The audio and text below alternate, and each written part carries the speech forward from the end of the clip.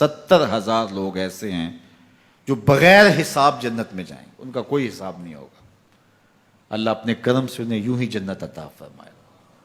صحابہ نے عرض کی، یا رسول اللہ صلی اللہ علیہ وسلم وہ کون ہیں؟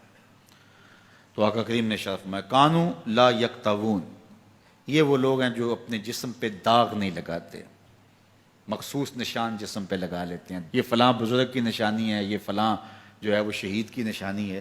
اللہ نے جب تمہیں سالم الاعضاء پیدا کیا ہے تو اپنے بدن کو تم کیوں نشانی؟ اس نے ساری نشانیاں لگائی ہیں، اس کی نشانیاں اتنی پکی ہیں کہ اس نشانیوں میں فرق بھی نہیں لگتا نا۔ یہ تمہارے انگوٹھے کی نشانی ہے، 6 ارب انسانوں کو لے آؤ اور نشان انگوٹھا لے آؤ، کسی ایک کا بھی نہیں ملے گا۔ یہ نشانی بھی تمہارے رب نے لگائی ہے۔ جیسی صورت تمہاری ہے ایسی صورت کسی اور کی نہیں بنائی، تمہیں منفرد بنایا اس میں۔ پوری کائنات میں سارے لوگ تمہارے جیسے ہیں لیکن تم پھر بھی الگ دکھائی دیتے ہو۔ سب کی 2 آنکھیں، سب کا ناک، سب کے ہونٹ، سب کا رنگ ملتا جلتا، لیکن سب کی شکلیں الگ ہیں۔ یہ زید ہے، یہ بکر ہے، یہ عمر ہے، یہ آس ہے، یہ فلاں ہے۔ دوسرے وہ ولا یسترقون، اور وہ رقیہ نہیں کرتے، یہ چھو منتر جادو ٹونا ہر وقت عاملوں کے پاس بھاگے پھرتے ہیں، اور وہ انہیں جو ہے وہ غلط سلط ٹوٹ کے ٹونے بتاتے ہیں اور وہ کرتے رہتے ہیں۔ عجیب لوگوں کے نفسیات ہوتے ہیں، صبح سے لے کر شام تک اسی چکر میں رہتے ہیں اور پھر ساری زندگی ان توہمات سے نکل ہی نہیں پاتے۔ اللہ نے تمہیں پیسے دیے ہیں، نئی گاڑی تم نے خریدی ہے، چھوٹے بچے کا جوتا کیوں باندھ دیا آگے تم نے؟ جوتا باندھنے سے اگر یہ ایکسیڈنٹ سے، حادثے سے گاڑی بچ سکتی ہوتی ہے تو پھر پاکستان کے جتنے PIA کے جہاز ہیں سب پر باندھ دینا چاہیے، سب پہ جوتے لٹکے ہوئے ہوں۔ عجیب تم نے فلسفہ تراشا، کسی نے جو ہے وہ کالی رنگ کی پٹی باندھ دی نیچے، اس سے اس کو نظر نہیں لگے گی۔ گھوڑے کے پاؤں کے نیچے جو کھری لگی ہوئی ہوتی ہے، کچھ لوگوں نے اپنے گھروں میں وہ باندھی ہوئی ہوتی ہیں کہ اس سے ہمارے گھر کے اندر کوئی مصیبت نہیں آئے گی، کوئی تکلیف نہیں آئے گی۔ کسی نے ہنڈیا اپنے گھر کے اوپر الٹی رکھی ہوئی ہوتی ہے، یہ ہنڈیا بچا لے گی، اور میاں ہنڈیا کیا بچائے گی تجھے؟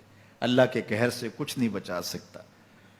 جب تمہارے اوپر کوئی مصیبت نازل ہونی ہے تو کچھ نہیں بچا سکتا۔ اگر بچنا چاہتے ہو تو پھر اللہ سے استغفار کرو، اللہ تعالیٰ کی تسبیح کرو، اللہ کی تحلیل کرو، میرے حضور پہ درود پڑھو، پھر دیکھنا کہ مصیبتیں ٹلتی ہیں یا نہیں ٹلتی ہیں۔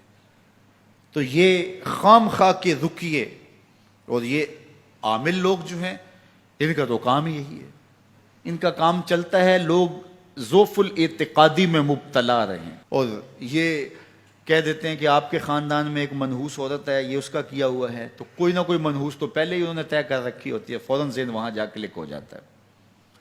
اس کا نون سے نام شروع ہوتا ہے، اس کا کاف سے نام شروع ہوتا ہے، اس کا جیم سے نام شروع ہوتا ہے، تو پورے خاندان میں کسی کا نام کاف، نون یا جیم سے تو شروع ہوتا ہی ہوگا، یا دوستوں میں، تو فوراً ذہن جو ہے ادھر منتقل ہو گیا۔ اب یہ بابا جی نے بتا دیا ہے، ہاں اس نے یہ بات کی تھی، کچھ باتیں یاد آنے لگیں، اس کاف سے شروع ہونے والے نام کے ساتھ نفرت پیدا ہو گئی۔ اس بابے نے نفرت کا کاروبار کیا ہے، اس نے تو 100 روپے 200 روپے لے لیے لیکن 2 انسانوں کے اندر نفرت ڈال دی۔ اس کا گریبان کل قیامت کے دن پکڑا جائے گا۔ ان ملنگوں کے پاس، ان ذوف الاعتقادی کو پھیلانے والوں کے پاس کبھی نہ جاؤ۔ تمہیں مصیبت پڑی ہے، تمہیں لگ رہا ہے کہ شاید میرے اوپر جادو ہے، تو پڑھو نا سورہ بقرہ، جادو جڑ سے اکھڑ جائے گا۔ 40 دن اپنے گھر میں سورہ بقرہ پڑھو، برکت ہوگی۔ کہتے ہیں مولوی صاحب 40 دن تو نہیں پڑھی جا سکتی، 2.5 پارے، ہمیں کوئی تعویذ ہی کر دیں۔ ہم شارٹ کٹ چاہتے ہیں نا، روزانہ صبح 2.5 پارے سورہ بقرہ پڑھے، یہ تو ہم سے نہیں پڑھی جائے گی، تو آپ کوئی تعویذ ہی لکھ دیں۔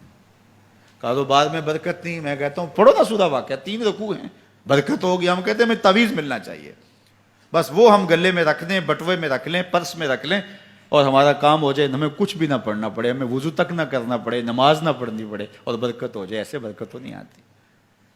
اس لیے چھوڑو ان کی جان، آؤ قرآن مجید پہ آؤ، آؤ سجدوں پہ آؤ، آؤ دعاؤں پہ آؤ۔ سحری کے وقت اس کی رحمتیں آواز دے رہی ہوتی ہیں، حل میں مسترزقن، ہے کوئی رزق مانگنے والا، اور تم اس وقت سوئے ہوئے ہو، سارے دن ٹھوکریں کھاتے ہو۔ آؤ نا اس وقت جھولی پھیلا کے، ہاتھ پھیلا کے کہو مالک تو جھولیاں بھر دے، تو پھر دیکھنا کبھی کمی نہیں آئے گی، عطا فرمائے گا۔